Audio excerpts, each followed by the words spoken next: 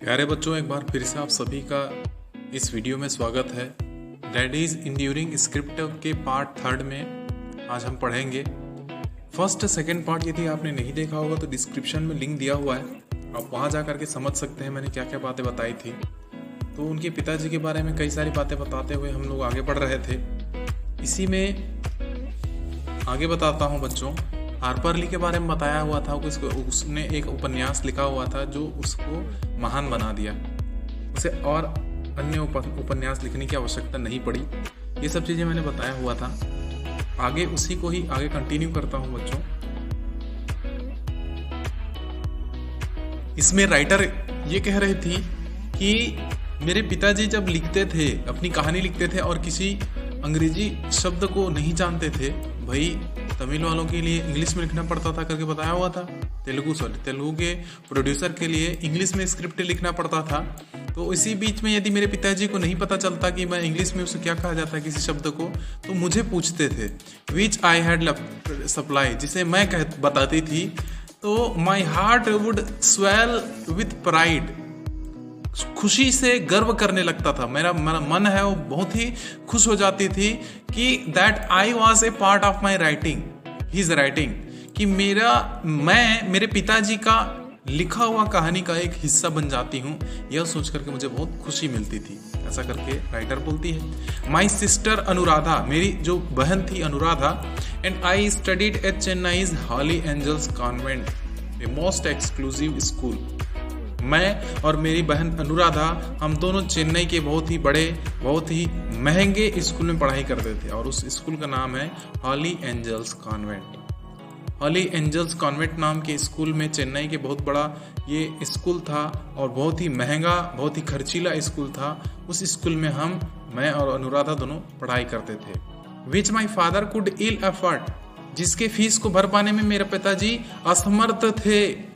उन्हें दिक्कत, कठिनाई का सामना करना पड़ता था पैसा जमा करने के लिए, लेकिन फिर भी वे हमें उस स्कूल में पढ़ाते थे। क्या कहते थे? स्टिल ही वांटेड, उसके बावजूद भी he wanted us to study and speak English well. उसके बाद भी वो पैसा जमा नहीं कर पाने के, असमर्थ होने के बावजूद भी वे पढ़ाते थे और पैसा का व्यवस्था करते।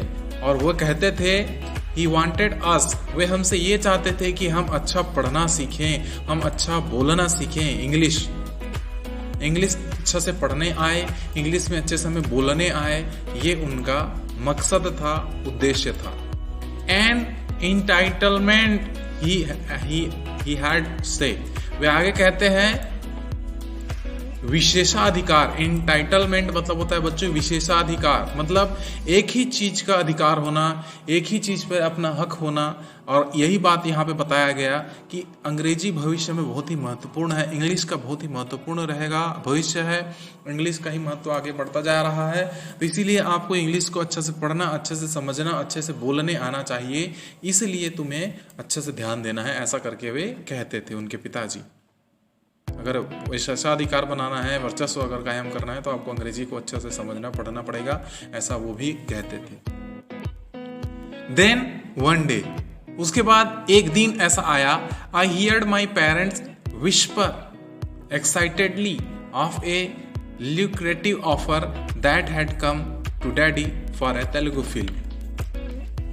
एक दिन ऐसा आया जहां पे मैंने सुना मेरे माता पिता को विस्पर एक्साइटेडली, बड़े ही उत्साह से, विस्पर मतलब होता है बच्चों फुसफुसाना। तो मैंने अपने माता पिता को फुसफुसाते हुए, बड़ी ही खुशी से फुसफुसाते हुए मैंने सुना। तो उस वे लोग क्या कर रहे थे, किसकी बात के लिए फुसफुसा रहे थे? ल्यूक्रेटिव ऑफर, बड़ा मुनाफा, बड़ा फायदा होने वाला है, बड़ा मुनाफे वाले एक प्रस्ताव इनके सामने में आया हुआ था। That had come to daddy, मेरे पिताजी के लिए तेलुगु फिल्म से एक बहुत बड़ा ऑफर आया हुआ था, बहुत बड़ा प्रस्ताव आया हुआ था, जिससे उन्हें बहुत ज़्यादा फायदा होने वाला था और अंततः at last we would be rich. वे कहते थे कि चलो अंततः हम आज अमीर हो जाएंगे। ऐसा दबी एक खुशी का माहौल है, वो अपने घर में फुसफुसाने लगा। And mom had promised me a red frock, some stationery and a new doll. और इसी बीच में मेरी माँ मुझसे वादा की थी, प्रॉमिस की थी कि वो मुझे रेड फ्रॉक, लाल रंग का फ्रॉक दिलाएंगी, सम स्टेशनरी, कुछ स्टेशनरी सामान दिलाएंगी और एक न्यू डॉल, एक नई गुड़िया ला करके देंगी। ऐसा उसके माँ ने उससे प्रॉमिस किया हुआ था। मतलब कुछ बड़ा ही यहाँ पे लाभ होने वाला था, ऐसा उनका मानना है। There was an air of suppressed excitement in the house. उस घर में एक दबी दबी सी एक खुशी की लहर है वो चल रही थी। हवा की एक खुशी की लहर दबी दबी चल रही थी उस घर में। Of dreams that were finally coming true. एक स्वप्न जो कि आज सच होने वाला था। ऐसा सिचुएशन घर का माहौल ऐसी था।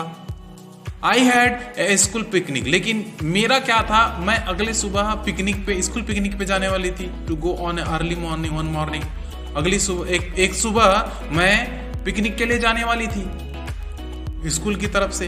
द इवनिंग बिफोर, शाम होने से पहले, daddy had come home tired from work but took me out to buy snacks and sweets for the picnic. मेरे पिताजी शाम होने से पहले वे आए। पिताजी बहुत थके हुए थे अपने काम से, अपने काम से बहुत टायर्ड हुए थे, बहुत थके हुए थे। उसके बावजूद भी लेकिन took me out to buy snacks and sweets for the picnic. मेरे लिए कुछ चिप्स, स्नैक्स खरीदना और कुछ मिठाइयाँ खरीदने के लिए वे मुझे शाम को मार्केट ले गए। पिकनिक के लिए मुझे सारे सामान खरीदने के लिए ले गए थे। थके हुए थे फिर भी मुझे बाजार लेके गए। My basket was crammed with goodies. मेरा जो टोकरी था, बास्केट मतलब टोकरी, मेरा टोकरी था जिसमें सामान पकड़ा था, क्रैम्ड भरा हुआ, पूरे सामानों से पूरा भरा हुआ था, पूरा सामानों से, अपने चॉकलेट, स्नैकर, चिप्स से भरा हुआ था। I was bursting with joy, खुशी से फुलाना समाना। बस्टिंग मतलब होता है फुलाना समाना, विथ जॉय, खुशी से। मैं इतनी खुश थी, मैं खुशी के मारे लाल लाल हो जा रही थी, बड़ी खुशी हो रही थी। Daddy set the alarm for 5 in the morning। पिताजी ने अपने हमारे घड़ी में 5 बजे का अलार्म है, उसने सेट किया, मॉर्निंग, सुबह का।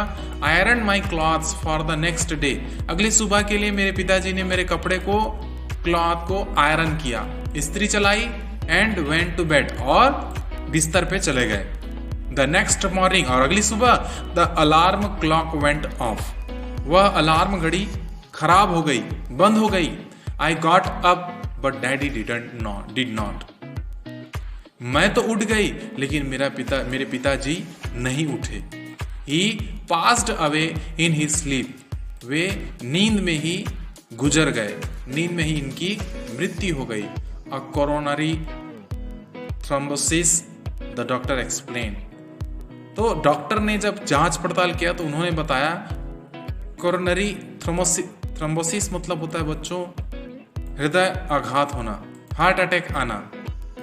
नली का जब सीरा धमनी जो नसें हैं उसका बंद हो जाना, तो धमनियों के बंद होने की वजह से खून का जो संचार है वह नहीं हो पाया और हृदयाघात हुआ, हार्ट अटैक आया और उसी बीच में उनके पिताजी की मृत्यु हो गई, ऐसा डॉक्टर ने बताया। तब आई वॉज 13, मैं तब 13 साल की थी। एंड माई सिस्टर अनुराधा 8, और मेरी बहन अनुराधा केवल 8 वर्ष की थी। तो हम इतनी कम उम्र में मेरे पिताजी, आगे क्या, डैडी वॉज जस्ट 41। मेरे पिताजी केवल 40 वर्ष की उम्र में उनको ऐसी हृदयाघात आई, हार्ट अटैक आया और उनका देहांत हो गया। आगे राइटर बोलती है, अलॉन्ग विथ हिज बॉडी, उनके शरीर के साथ में, our dreams too went up in flames. उनके शरीर के साथ में हमारा भी सपना उनके चिते में जल गया। उनको अग्नि देते हैं ना पार्थिव शरीर को, उसी की भांति उनका सपना भी उनके पार्थिव शरीर के साथ में, हमारा सपना भी धीरे धीरे जलने लगा और समाप्त हो गई। बट निंदु हृदयालु, लेकिन उनके द्वारा लिखा गया निंदु हृदयालु नाम का उनका लेख था, फिल्म बनाया था। The Telugu movie he had scripted with superstar NTR Ramarao in the lead. उन्होंने जो फिल्म लिखा था निंदु हृदयालु, इस फिल्म के लिए जो उन्होंने लेख लिखा था तेलुगु में, तो उस तेलुगु में उन्होंने सुपरस्टार NTR रामाराव के उनके लीड मेन रोल में उन्होंने ये पिक्चर बनाया था। उनके लेख के ऊपर NTR रामाराव के द्वारा ये फिल्म बनाया गया था और इसकी खुशी मनाई जा रही थी। Had celebrated its 100th day. 100वां दिन का यहाँ पे खुशी मनाई जा रही थी। NTR रामाराव इसमें अभिनेता के रूप में कार्य किए थे, जो पिताजी ने निंदु हृदयालु नाम के लेख को पिक्चर के लिए लेख लिखे थे इसके ऊपर। The producer send some additional money. तो इसी फिल्म का जब हिट हुआ तो इससे जो हमें कमाई, अन्य एक्स्ट्रा कमाई हुई, एडिशनल कुछ विशेष और कमाई हुई, तो उस प्रोड्यूसर ने इस पैसे को मेरी माँ के पास भेजा था। Money to my mother for the Hindi distribution rights of the film. Hindi योगदान अधिकार के तहत भाई फिल्म बनाने के लिए एक प्रोड्यूसर की आवश्यकता नहीं होती, बल्कि एक लेखक की भी आवश्यकता होती है जिसने स्क्रिप्ट लिखी हुई है। तो उससे जो मिला लाभ है वह उसके अनुसार, इस अधिकार के अनुसार, इस नियम के अनुसार लेखक को भी जाता है। इस कारण उस प्रोड्यूसर ने उसका फायदा, कुछ अतिरिक्त पैसा मेरी माँ को भेजा था। The movie was blockbuster. यह फिल्म बहुत ही हिट हुआ, बहुत ब्लॉकबस्टर हुआ, बहुत ही अच्छा चला, लोकप्रिय हुआ। And the first in its genre. और अपनी जेनर मतलब होता है कलात्मक, अपनी कला के लिए, कलात्मकता के लिए यह प्रथम स्थान प्राप्त किया। इसलिए इससे जो पैसा मिला उसमें से कुछ प्रतिशत मेरी माँ को लेखक के रूप में दिया। उसी से इनका स्थिति है वो ठीक ठाक चलती रही। Daddies script become a requiring Bollywood theme. Recurring मतलब होता है प्यारे बच्चों, यहाँ इनके द्वारा जो लिखा गया था, रिक्यूरिंग मतलब होता है कई बार घटनाएं। बॉलीवुड के थीम में, बॉलीवुड के द्वारा इसे बनाया गया। मेरे पिताजी के द्वारा कई सारे स्क्रिप्ट लेख थे जिन्हें साउथ में बनाने के बाद बॉलीवुड में भी बनाया गया। एक तो ऐसा बनाया था, 3 ब्रदर्स सेपरेटेड इन चाइल्डहुड। 3 बच्चे, 3 भाई, तीनों बचपने में अलग हो जाते हैं,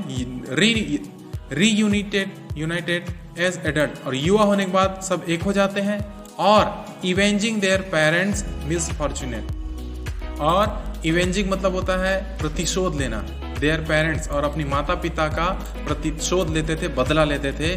गलती से वे, दुर्भाग्य से वे अपने माता पिता को खो चुके थे और बचपन में भी अलग हो चुके थे। तो इस नाम से भी इनकी कहानी है वो प्रचलित हुई और ये बॉलीवुड में भी इसका बना। जो हम बॉलीवुड में हीरो हीरोइन देखते हैं, साउथ मूवी इंडियंस अलग होते हैं, तो टॉलीवुड उनको बोला जाता है, तो बॉलीवुड में भी इनकी कहानी है वो बहुत चली।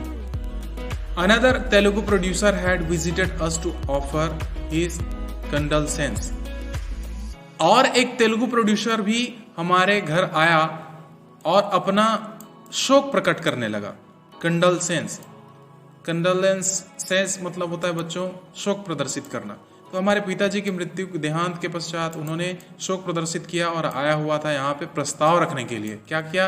ही remarked ruefully that my father's script for he was left half done. उन्होंने टिप्पणी की, उन्होंने बताया खेद है, रियूफुली मतलब होता है खेद जताना, मुझे दुख है कि तुम्हारे पिताजी ने मेरे लिए एक आधा लेख लिख करके छोड़ा हुआ था। एक अधूरा लेख उन्होंने मेरे लिए छोड़ा हुआ था, आधा लिखा हुआ है, ऐसा करके उसने बताया। तो मैंने कहा I know the story I told him. मैंने उनसे कहा कि मैं उस कहानी के बारे में जानती हूँ। I could finish it for you. मैं आपके लिए उसे समाप्त कर सकती हूँ, मैं पूरा बना सकती हूँ। He looked at me with kind eyes are you sure? उसने मेरी ओर दयालुता पूर्ण आंखों से मेरी ओर देखा और उसने कहा कि क्या तुम सच में ऐसा कर सकती हो? इस प्रकार से उसने जवाब दिया।